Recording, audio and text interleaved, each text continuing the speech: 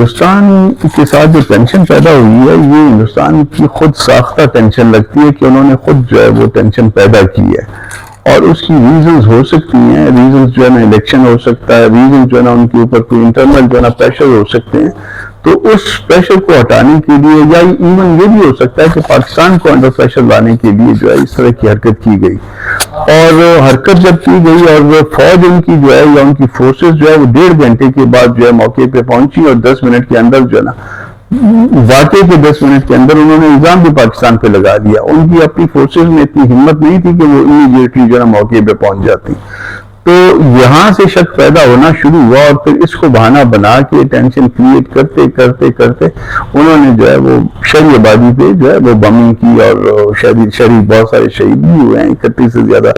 شہداء ہیں اور اس سے دگنے سے زیادہ جو ہے وہ زخمی ہیں. تو اس واقعے کے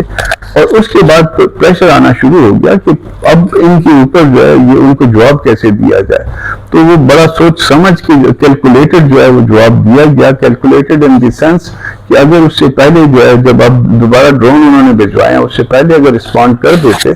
تو پھر جو نا بین الاقوامی دنیا کو ایسے لگتا ہے کہ ہم نے ایگریشن کیا ہے. تو ایگریشن کا الزام بھی ان کے اوپر آیا، بے وقوفیوں کا الزام بھی ان پہ آیا، اور مار کھانے کا الزام بھی ان پہ آیا. اس میں ایک چیز جو بڑی تکلیف سے جو نظر آئی وہ پی ٹی آئی نے غیر مشروط طور پہ وہ ریاست کے ساتھ نہیں چل پائی. حالانکہ یہ موقع تھا کہ وہ ریاست کے ساتھ اگر چلتی تو معاملات اس کے جو ہے وہ درست ہونے لگ جاتے. اور یہ میرا خیال ہے کہ یہ اس جگہ پہ انہوں نے آ کے پھر اگین جو 2 سال کے بعد مئی میں انہوں نے ایک اور خرابی کو جو ہے نا انوائٹ کیا. مجھے نہیں لگتا اس خرابی کو انوائٹ کرنے کے بعد کہ ان کے معاملات مزید امیڈیٹلی سیٹل ہو جائیں. گو کہ میں دعا گو ہوں کہ معاملات سیٹل ہوں، ہاؤس ان آرڈر ہو جائے پاکستان کا ہاؤس. اور مگر مجھے لگتا ہے کہ یہ میری دعا جو ہے صدا بصحرا ہے اور اس کا کوئی ایسا نتیجہ نہیں نکلے گا. وجہ اس کی پی ٹی آئی خود ہے.